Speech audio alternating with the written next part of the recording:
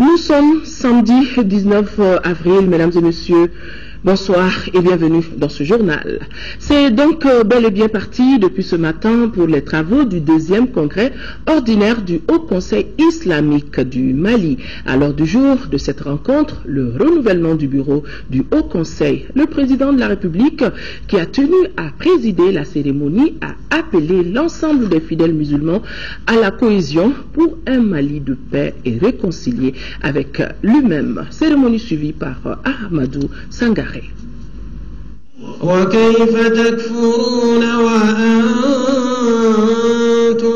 Les 350 participants à ce deuxième congrès ordinaire du Haut Conseil islamique du Mali sont venus de l'ensemble du pays. Au cours de leurs travaux, les congressistes vont passer en revue les textes de l'organisation et procéder au renouvellement de leur bureau. Compte tenu de l'actualité du moment, ce deuxième congrès a pour thème « Ensemble pour la paix et la réconciliation nationale ». Pour le président du Haut Conseil islamique, au sortir de la crise, notre pays a besoin de se consolider. Nous avons besoin et nous sommes obligés de nous réconcilier pour vivre en paix. Et nous savons combien vous tenez, Excellence, Monsieur le Président de la République, à cette réconciliation. Je voudrais alors ici, au nom du Haut Conseil islamique du Mali, dire que nous serons à vos côtés pour soutenir toutes les initiatives traduisant à la réconciliation et à la promotion de la paix dans notre pays. Votre soutien, Monsieur le Président de la République, multiforme, a été on ne peut plus déterminant. Qu'Allah le Très-Haut vous assiste dans la conduite du bateau Mali, qu'il bénisse le Mali, qu'il mette sa baraka dans nos travaux. S'adressant à la communauté musulmane du Mali, le président de la République, Ibrahim Boubacar Keïta, dira que notre pays est béni et c'est avec tous ses croyants que les nombreux défis seront relevés. Notre pays a la chance. Ce n'est pas un pays de néophytes. Les néophytes, c'est ceux qui découvrent une religion et donc font montre de zèle. Le Mali n'est pas un pays de néophytes. Le Mali est un pays d'hommes de savoir. Cela a été prouvé dans le temps. Djéné, la merveilleuse, qui n'a pas encore fini de nous livrer ses secrets, que l'on découvre au long des ruelles, dans le secret des vestibules, sur le toit des maisons, Tombouctou la superbe, que certains aventuriers ont cru pouvoir soumettre à leurs joues barbares d'un autre âge. Que non, que non, que non. Quand Allah subhanahu wa ta'ala, dans son omnipotence, son omniscience, a mal inspiré cela, vous pouvez aller, vous pouvez attaquer Kona, vous pouvez même avancer sur le Bamako. Ils l'ont fait, ils l'ont payé très cher. Ça a été la lali pour eux. Il faut avoir la foi vriller au cœur et dans l'âme, pour, au fond de l'abîme, avoir de telles ressources de foi, de confiance. Pourquoi notre pays peut tanguer, il ne sombrera jamais, grâce aux hommes de foi qui habitent cette terre du Mali. Avec vous, avec les croyants du Mali, nous saurons surmonter tous les défis. Pourvu qu'en notre sein nous cultivions la tolérance, le vivre ensemble, que nous fassions en sorte que ce que Monseigneur Luc Sangaré appelait le Fadéafi pour laisser place au Badéa. Pour ce qu'on faut crier slamé, Kakehasri, Imaye, Imame, Iba Rotiente, Iba Fo. Ah, moi je fais l'histoire du Mali aujourd'hui, j'ai pas le temps de faire les faits divers. Quand on fait l'histoire, on ne fait pas les faits divers. Ce pays est un grand pays. Il vient de loin. Le Mali était quand beaucoup de pays n'étaient pas. Je bâtis, je construis, je ferai le Mali debout, digne dans le monde. Auparavant, le chef de l'État avait rendu un vibrant hommage aux hommes et femmes qui ont œuvré pour que le Mali retrouve la paix. Musulmans du Mali, merci. Merci. Vous m'avez mis là où je suis. 77%, il est clair, il est net qu'une grande majorité des musulmans a voulu que je sois là. Et ce que je voudrais dire à ces 77% de musulmans, de catholiques, de protestants, c'est que le bouquet qu'ils ont mis sur ma tête n'a pas changé. Et personne ne mettra un autre bouquet sur ma tête. Nulle calomnie, nul coup bas ne me fera dévier de mon chemin. De l'honneur, de la dignité du Mali et surtout de la voie qu'Allah subhanahu wa ta'ala m'a tracée. Si cela avait pu, je ne serais pas ici aujourd'hui. Gloire à Allah. Soumission à Allah. Je suis et resterai qui je suis. Et dans les jours à venir, comme j'aime toujours le dire, Allah Bechedebe, Inch'Allah. Enfin, des prières ont été faites pour une paix durable et définitive au Mali et dans le monde.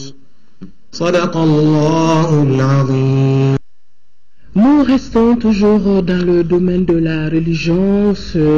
Nous sommes déjà ce week-end dans la célébration de Pâques et ce message du président de la République, chef de l'État à la communauté chrétienne du Mali, donc à l'occasion de la célébration de la fête de Pâques 2014.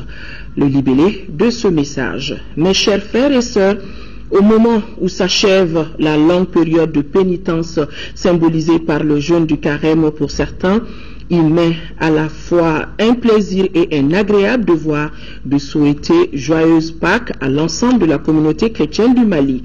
Tant de ferveur qui rend compte de la profondeur de la foi du chrétien en Jésus-Christ et en sa résurrection, Pâques représente pour l'ensemble de nos frères et sœurs en Christ l'espérance et le don de soi.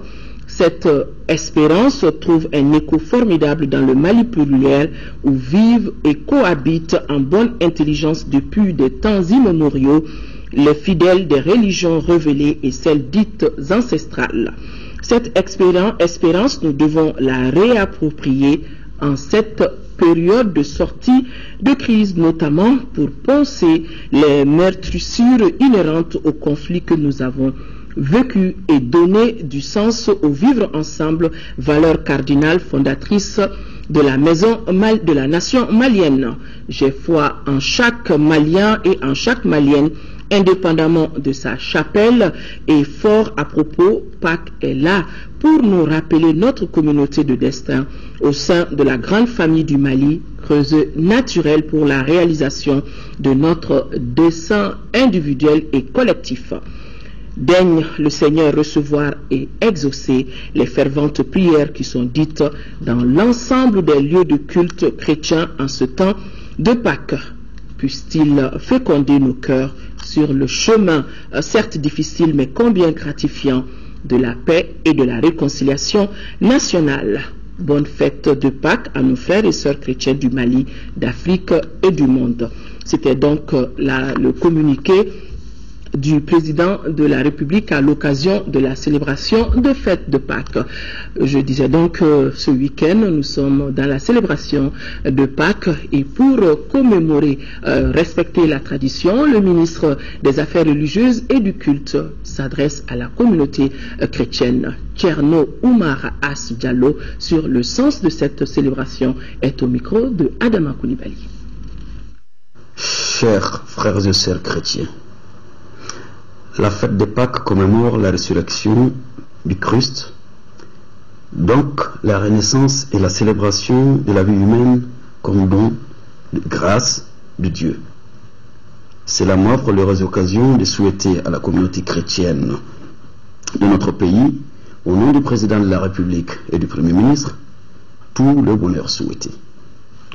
Le Christ est ressuscité, c'est le martyr du Fils de Marie sur la croix. Le Fils de l'homme souffrira, puis il ressuscitera, nous a-t-il dit. Pâques que nous célébrons est un jour d'interpellation. Au sortir d'un carême, pour nous rappeler, chers frères et sœurs chrétiens du Mali, à plus d'humilité, de pardon et surtout de communion avec tous et toutes. Oui, Pâques, ce sont les cantiques et autres chants dans les églises et temples, dans les rues. Le bonheur supplante la tristesse pendant Pâques.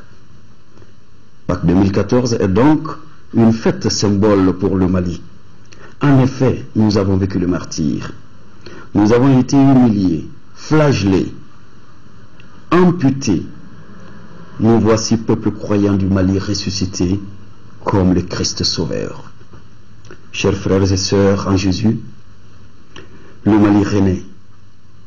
Vos prières pour une paix de cœur, pour un peuple réconcilié et respectueux de la diversité culturelle et cultuelle sont sollicitées.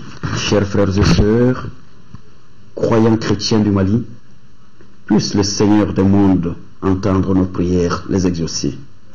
Que dans nos cœurs et dans nos familles, la joie de vivre ensemble en un peuple, un but, une foi, se réalise. Chrétiennes et chrétiens du Mali, bonne fête de Pâques. Pâques, c'est donc ce week-end, Pâques qui est pour le chrétien la renaissance à la vie et la victoire sur la mort. Et à cette occasion, l'archevêque de Bamako, Monseigneur Jean Zerbo, s'adresse lui aussi aux fidèles chrétiens. Un extrait du message de Monseigneur Jean Zerbo, extrait recueilli par Isaac Tcheno. La fête que nous célébrons ce soir, c'est la fête de Pâques. Après une préparation de 40 jours de jeûne, de prières et d'aumônes, les disciples de Jésus se rassemblent ce samedi et dimanche pour célébrer la résurrection de Jésus. Pour les chrétiens, c'est la fête des fêtes. La raison profonde, c'est que Jésus a remporté une victoire. La victoire des victoires, la victoire sur la mort. C'est vrai que dans sa vie publique, il avait ressuscité des morts. Il avait fait beaucoup de miracles. Mais ce que nous célébrons aujourd'hui, c'est les miracles de miracles, Dieu qui ressuscite Jésus. Notre préoccupation, bien sûr, c'est la croissance de cette Église, mais surtout aussi, c'est sa convivialité avec les autres, sans aucune distinction, ni de race, ni de religion, ni de couleur, ni d'ethnie, ni d'opinion. Nous sommes tous enfants de Dieu. Elle coïncide cette fête avec le grand rassemblement du Conseil islamique. C'est le deuxième congrès. Je vais vous dire qu'aujourd'hui et demain, la communauté chrétienne du Mali est en communion profonde avec tous nos frères musulmans pour que ce congrès se déroule selon l'Esprit de Dieu. Que cet Esprit de Dieu plane sur le salle du congrès. Qu'il envahisse chacun des congressistes afin que les paroles qui sont prononcées, les décisions qui seront prises contribuent à la paix, à la cohésion, à la croissance de la fraternité et de l'amour dans notre pays.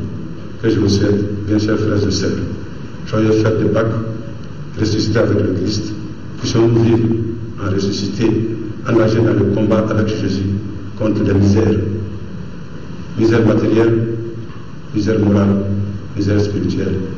Amen. Voilà, joyeuse fête de Pâques à toute la communauté chrétienne.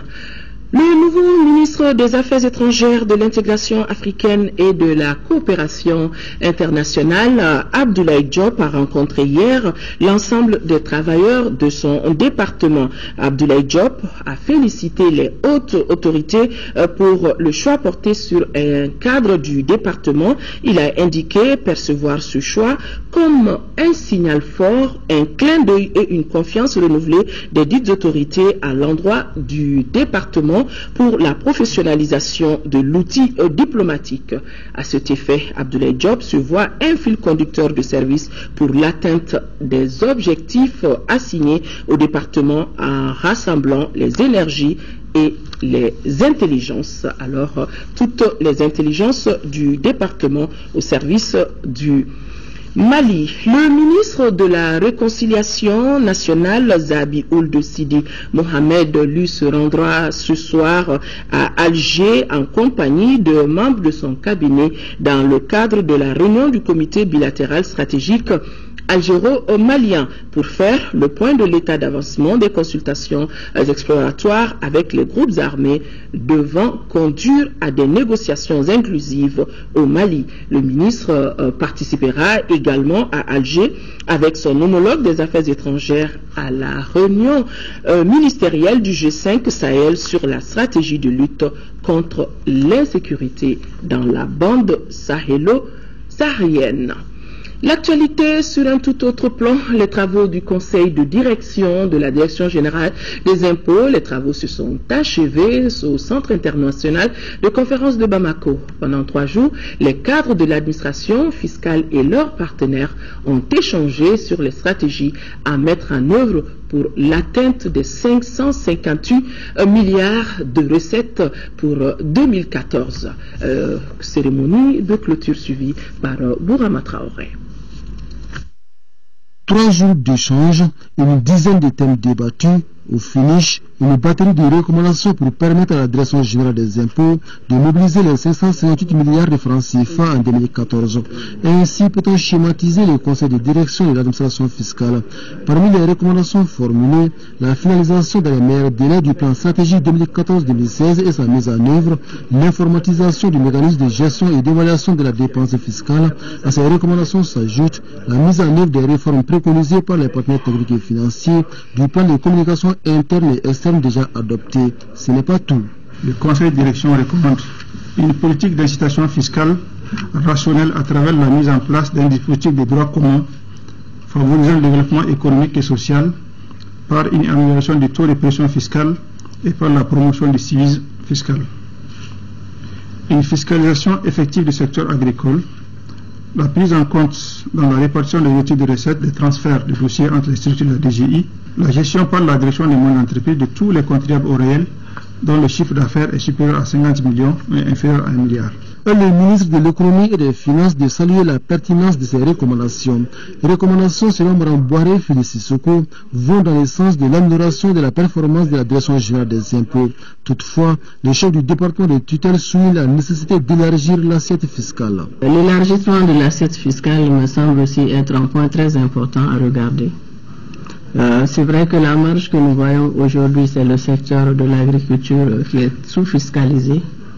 Bon, il est important de voir un peu la structure du secteur aussi, de faire la part des choses entre les entreprises familiales et puis les exploitations d'une autre dimension qui effectivement aujourd'hui devrait émerger au même titre que un certain nombre de moyennes et grandes entreprises. Donc c'est important au moment où de grands privés s'installent dans ce secteur-là, que nous ayons plus de visibilité là-dessus et que ça contribue un peu plus aux ressources fiscales. À la Direction générale des impôts, le mot d'ordre s'appelle Ensemble pour la modernisation et la gouvernance fiscale.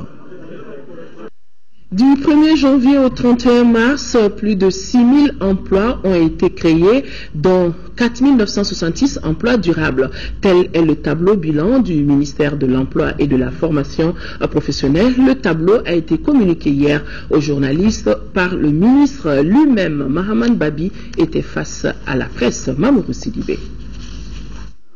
Les journalistes invités à cette conférence ont suivi avec intérêt la communication du ministre sur la création, la demande d'emploi, les offres d'emploi et les placements effectués du 31 janvier au 31 mars 2014. Il y a eu 6 650 emplois qui ont été créés et l'essentiel de ces emplois ont été créés au niveau de Bamako. Viennent ensuite les régions de Koulikoro et de Kaï. Nos sources de vérification, c'est bien entendu pour ce trimestre en particulier, il s'agit des directions régionales du travail qui nous ont fourni les statistiques en ce qui concerne les contrats constatés pour les nationaux et la direction nationale du travail en ce qui concerne les emplois créés au titre des expatriés. Cette statistique concerne les emplois durables, emplois dont la durée est supérieure ou égale à 6 mois. Elle ne prend en compte que les emplois créés et constatés par un contrat. Pour confirmer les chiffres avancés, le ministre a remis aux journalistes des relevés statistiques pouvant leur permettre de mener leurs investigations sur l'ensemble du territoire. Mahaman Babi est formel. Le chiffre annoncé sur l'emploi pour le quinquennat sera atteint. Les 200 000 emplois, nous allons les atteindre en nous assurant que notre politique nationale de l'emploi convient bien à la situation que nous vivons actuellement. Et nous allons l'atteindre aussi en déclinant cette politique nationale de l'emploi en des projets et programmes avec des cadres logiques, avec des résultats mesurables.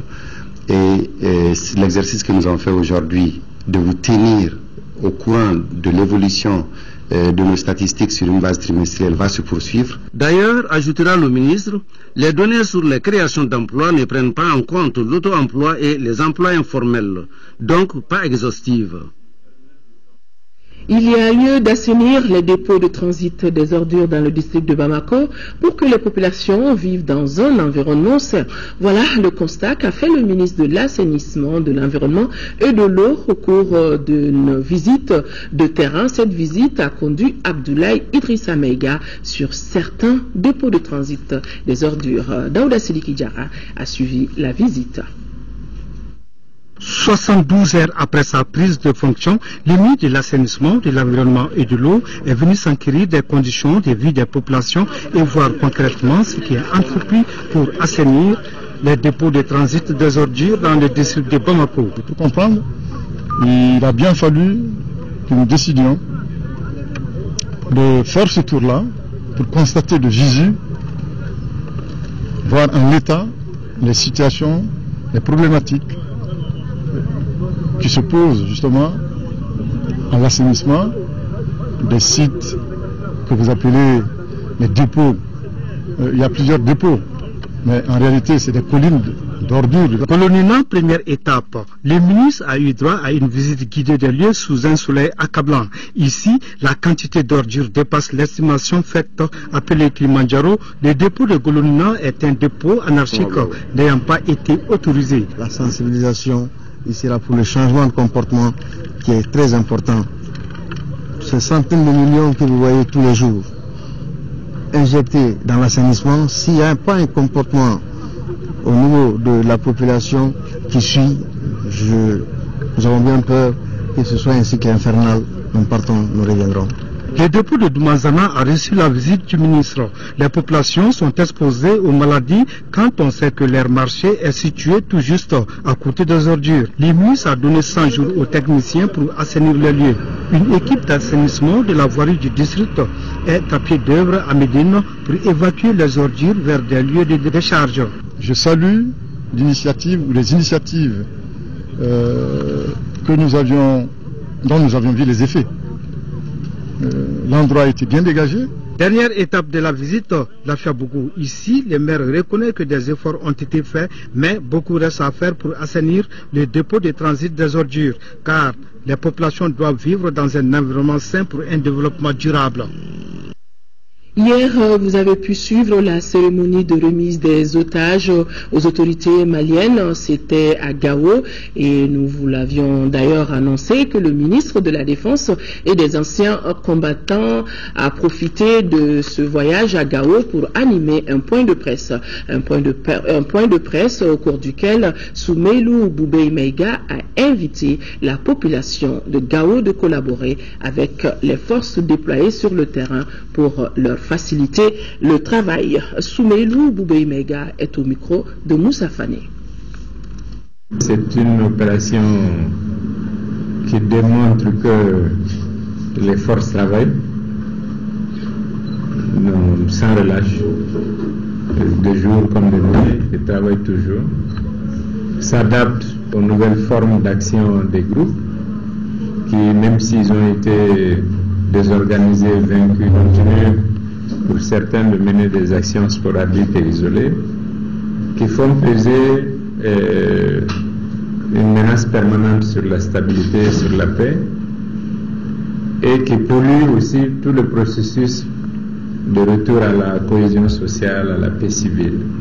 C'est pourquoi ce sont des actions qui vont se poursuivre avec beaucoup d'intensité et pour lesquelles la coopération des populations est vivement souhaité, parce que sans l'apport des populations, nous ne pourrons pas réussir.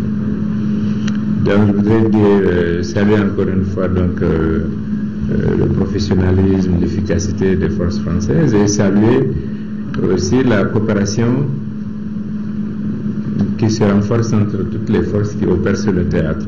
Nous opérons aujourd'hui sur un théâtre qui est très vaste, qui va de Nara à Tessalit, donc c'est près de 900 000 km², et sur lesquels la traque des groupes, leur détection, leur neutralisation se poursuivent. Ces dernières semaines, l'intervention des forces a permis de neutraliser plusieurs dizaines de djihadistes. Un mot de politique dans ce journal. Le Parti social-démocrate africain se positionne bien au Mali avec plus de 700 comités à l'intérieur et à l'extérieur du pays. C'est la principale information donnée par son président lors de la célébration de son premier anniversaire. Compte rendu, Mamourou Sidibé. Le message du président du parti et les témoignages des partis amis ont été les temps forts de la cérémonie. Les différents intervenants ont loué les alliances tissées lors des législatives et se disent prêts à cheminer ensemble pour finaliser ce qu'ils ont commencé. Tous ont réaffirmé leur volonté de soutenir le président Ibrahim Boubacar Keïta. Après seulement une année d'activité, le parti compte dans ses rangs 700 comités. Un an après, ça a été une année de structuration du parti à l'intérieur et à l'extérieur pour faire entendre la voix du PSDA et notre ligne politique. Qu'au Mali, on peut encore travailler sur les fondements de la politique, qui est l'idéologie. Et nous restons là-dessus. L'année qui commence va être pour nous une année pour consolider les acquis et aller à l'assaut des communales. Et en même temps, le PSDA s'engage derrière le président de la République pour soutenir ses réformes, y compris son gouvernement. Aux journalistes présents, le président a fait un tour d'horizon sur la vie du parti et les perspectives. Notre challenge pour 2014-2015, c'est de la formation de nos militants. Pour que ce ne soit pas seulement des électeurs qui vont être dans la transhumance politique, mais des électeurs qui seront fiables, crédibles et qui vont rester dans le parti. En répondant aux questions des journalistes, le président du parti invitera l'ensemble des Maliens à rester concentrés sur l'essentiel qui reste de la libération de Kidal. Une mission du Haut Conseil des collectivités est en séjour à Ségou. L'objectif de la mission est de s'enquérir des préoccupations des populations de la région. Parmi les préoccupations évoquées, nous pouvons retenir les questions liées à la promotion du secteur agricole et à la sécurisation du pays, nous dit Kandesila. Cadre d'échange entre les membres du Haut Conseil des collectivités et les autorités de la région, la concertation de Ségou aura permis de faire le point des différentes sessions de l'institution, les recommandations formulées par le Haut Conseil au gouvernement pour renforcer la démocratie au Mali, mais également de recueillir les préoccupations majeures des populations à la base. Du maire de Ségou, en passant par le président du conseil régional et le gouverneur, tous ont salué ce cadre. Si notre région est naturellement riche, cependant force est de constater qu'elle est aussi pauvre en termes d'investisseurs potentiels pour le financement des régions de développement économique, social et culturel. Pour cet exercice du donner et du savoir, je reste convaincu que nous serons suffisamment imbus de vos activités. En retour, vous serez imprégnés du vécu quotidien des populations de la région de Ségou. Parmi les préoccupations majeures évoquées au niveau de la région figurent en bonne place les questions liées à la promotion du secteur agricole, l'eau et l'assainissement, l'éducation et la santé, mais également les questions liées à la sécurisation du pays. Tout en prenant bonne note de ces préoccupations, le vice-président de l'institution a rappelé toute la pertinence de cette initiative qui est avant tout une obligation de rendre compte. Je voudrais rappeler que la concertation s'établit comme la meilleure contribution collective pour arrêter des décisions justes et profitables. Aussi, le Haut Conseil des collectivités la consacre-t-il en organisant la journée régionale à travers tout le pays. Auparavant, la mission avait visité certaines structures déconcentrées, notamment l'hôpital régional Niankour-Fomba, le centre de santé communautaire de Banani-Sawakro et le siège du conseil régional, un siège réalisé à plus de 200 millions de francs CFA. Nous sommes à Ségou, restons-y pour dire que la capitale des Balanzans vibre depuis hier au rythme de la promotion du livre et de la lecture. Et cela avec le lancement de la première édition du Salon du Livre. Fousseini Samake. Cette première édition du Salon du Livre organisée dans la cité des Balanzans vise à faire du livre un puissant vecteur de communication entre les cultures. Le thème de l'édition de Ségou est « Livre et culture de la paix ». Durant 4 jours, éditeurs, auteurs, bibliothécaires et autres acteurs de la promotion de la lecture du Mali et de la sous-région comptent favoriser la sortie des livres des tiroirs pour le terroir, selon le docteur Noumouben Diakité, parrain de cette édition. À notre niveau, nous avons imaginé le concept de Salisé, c'est-à-dire le salon du livre de Ségou, non seulement pour inciter les élèves et les étudiants à la lecture, inciter les Maliens à la lecture, mais aussi créer la richesse dans la région de Ségou. La lecture, base de toute formation académique, est pratiquée par peu de nos apprenants avec l'avènement des nouvelles technologies de l'information et de la communication. La motivation, c'est vraiment d'appuyer un groupe de jeunes qui essayent de promouvoir la lecture et revitaliser la lecture, d'abord en commençant par la nouvelle génération et ensuite en poursuivant par des personnes plus âgées. Le deuxième mérite, c'est de sortir de Bamako et d'organiser cet événement dans une capitale régionale. Au moment où notre pays vient de sortir d'une crise politico-sécuritaire sans précédent, notre industrie de livres se doit de trouver les voies et moyens de son développement. Le présent événement qui nous réunit ici aujourd'hui en est une parfaite illustration. Autre temps fort de cette journée ont été les poèmes, sketchs sur l'importance de la lecture, suivis de la visite des stands au centre Malik Koulibaly de Ségou. Inclus dans la journée mondiale des jeunes filles dans le secteur d'éthique, célébrée chaque 24 avril, l'autorité malienne de régulation des télécommunications et postes a organisé une conférence débat en vue de passer en revue les enjeux et dangers des réseaux sociaux, surtout pour les jeunes filles. Al-Jumatina. Enjeux et dangers des réseaux sociaux pour les jeunes filles. C'est le thème débattu au cours de cette cérémonie qui entre dans le cadre de la journée mondiale des jeunes filles dans le secteur d'éthique. À cet effet, il s'agit de créer un environnement pour encourager les filles et les jeunes femmes à envisager une carrière dans le secteur des technologies, de l'information et de la communication et leur offrir les moyens d'y parvenir. Voilà pourquoi l'autorité malienne de régulation des télécommunications et postes accorde tant d'importance à cette journée. Cette journée célébrée normalement chaque 4e jeudi du mois d'avril est une initiative internationale soutenue par les États membres de l'Union internationale des télécommunications.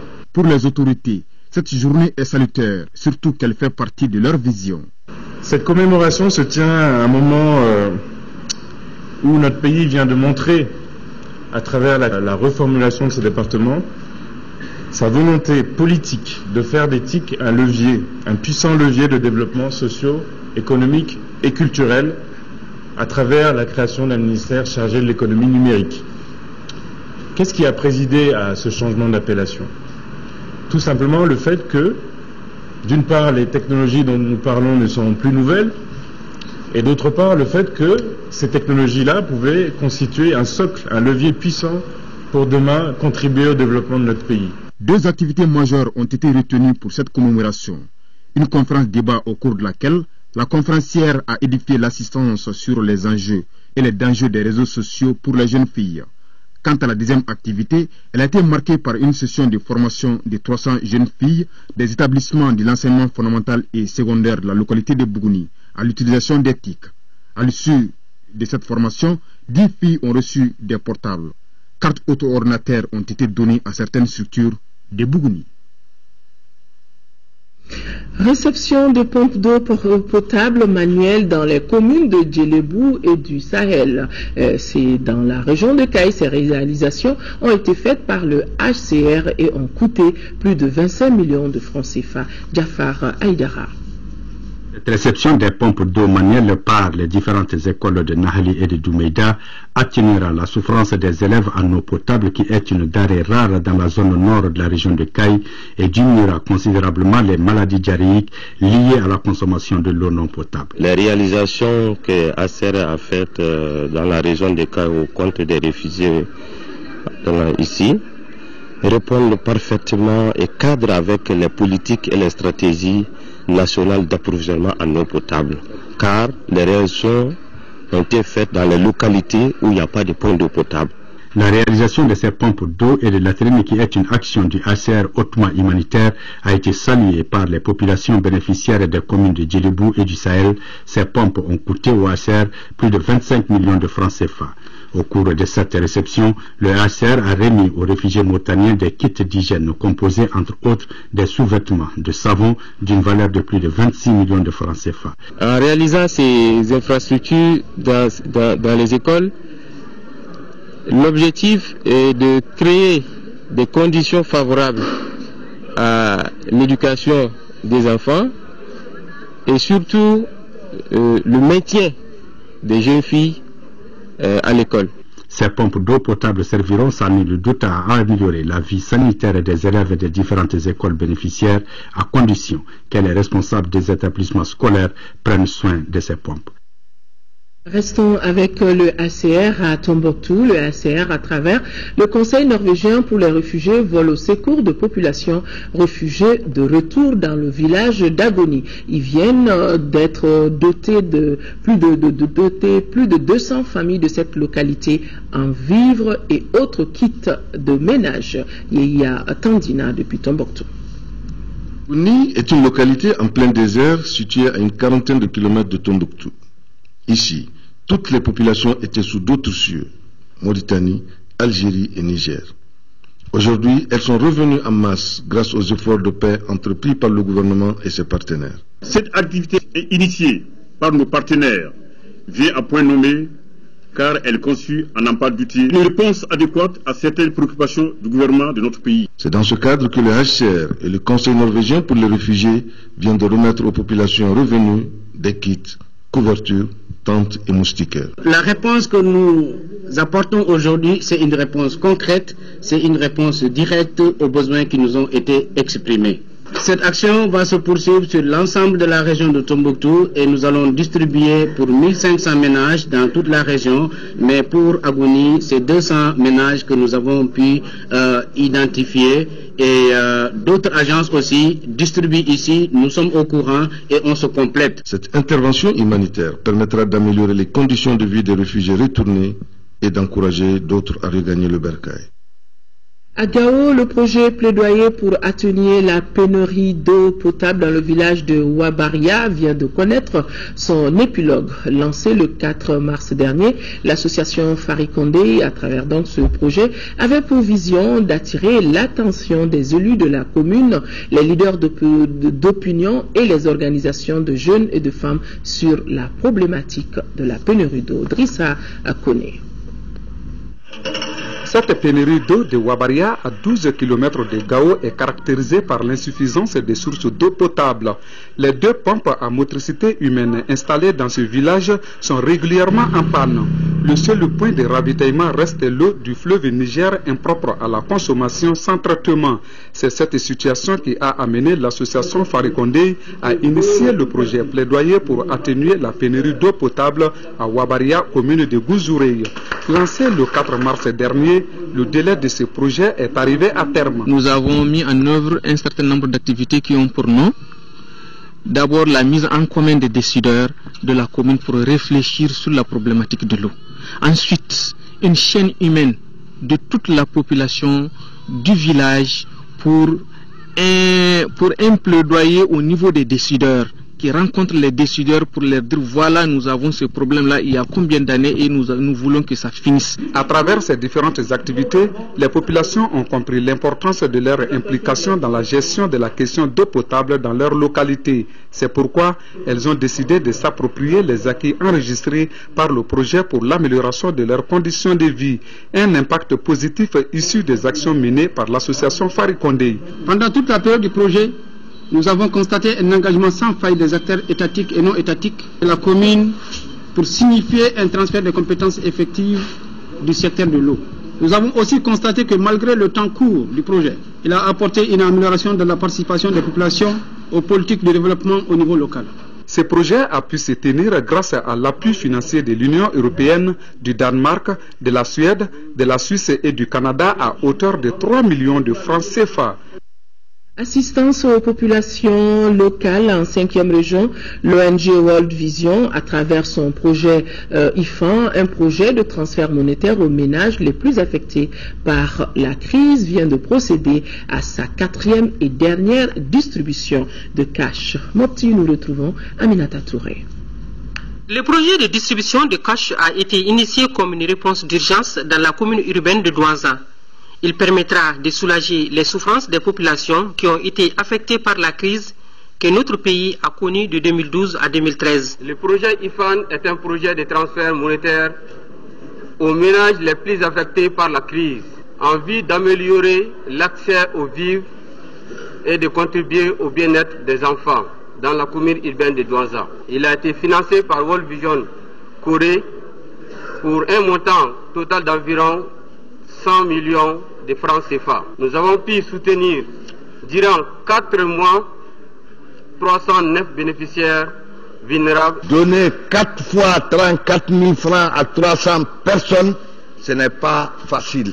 C'est un travail énorme. Pour cela, nous remercions beaucoup World Vision. La première distribution du projet a eu lieu le 18 janvier 2014, la deuxième le 6 mars, la troisième le 27 mars, et la 4e et dernière le 16 avril 2014. Nous souhaitons nouer avec ce projet des partenariats féconds et durables. Et c'est de leur demander de nous amener un projet beaucoup plus durable et qui va consolider davantage les actions déjà initiées. World Vision Mali est une organisation qui œuvre pour le bien-être des enfants et des femmes qui sont les couches les plus vulnérables et les plus touchées pendant les crises. Sport football dans ce journal, tour de cadrage de la Coupe de Confédération. Le duel 100% malien entre l'AS Real de Bamako et le Djoliba AC est prévu demain dimanche au stade Omnisport Modibo Keïta. Réservé en Coupe CAF, le Real a encore l'occasion de continuer en compétitions africaines de clubs. Une opportunité que les Scorpions entendent saisir. Suivant le reportage de Aldu Matina qui allait voir la dernière séance d'entraînement de Real sur son terrain à Djikoroni Para. Éliminé aux portes de la phase de poule de la Ligue africaine des champions, le Real de Bamako est reversé en Coupe de la Confédération. Une autre chance donc pour les Scorpions en vue de continuer l'aventure entreprise cette année sur le plan continental.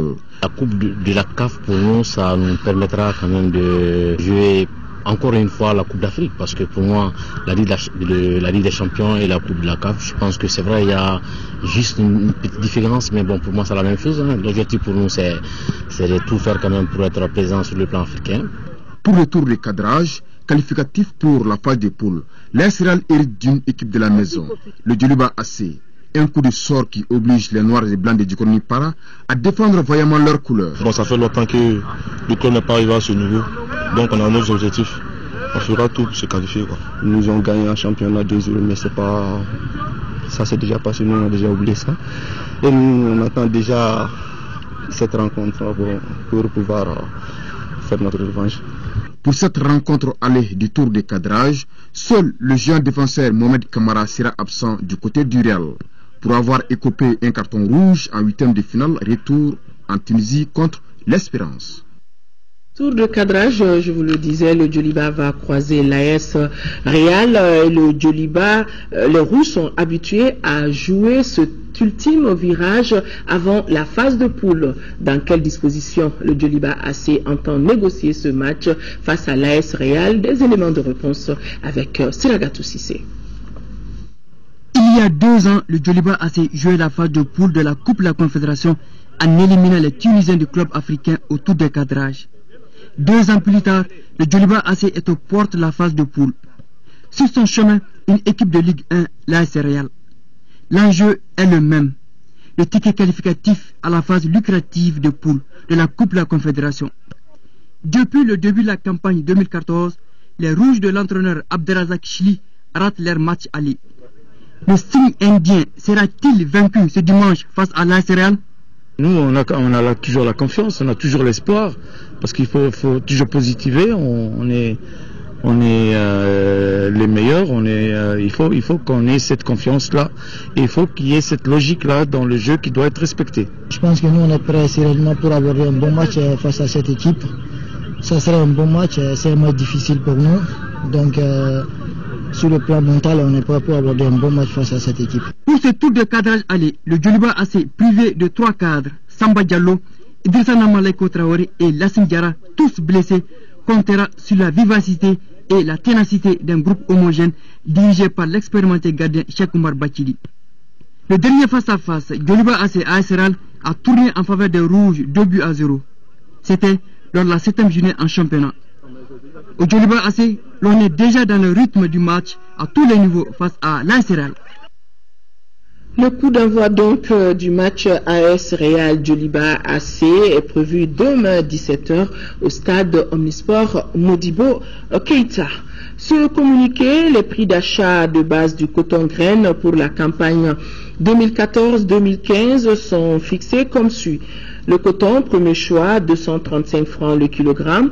Deuxième choix, 210 francs CFA le kilogramme et 190 francs CFA le kilogramme pour le troisième choix. C'était donc là un communiqué de l'interprofession du coton du Mali. On continue sur notre chaîne. Juste après cette édition, vous pourrez suivre le premier numéro du journal spécial consacré à la 5e édition du Salon international de l'agriculture de Bamako, Siagri. Pour tout savoir sur le Siagri, suivez, vous êtes invité à suivre le journal qui vous sera présenté par Nyanya Aliou Traoré qui nous a fait partager sa conviction comme quoi l'agriculture reste un secteur clé de l'économie du Mali. C'est donc tout pour ce journal. Demain, 13h, une présentation de Amara Malé Diallo et je me ferai le plaisir d'être là à 20h pour l'édition de la soirée. Excellente nuit à tous. Au revoir.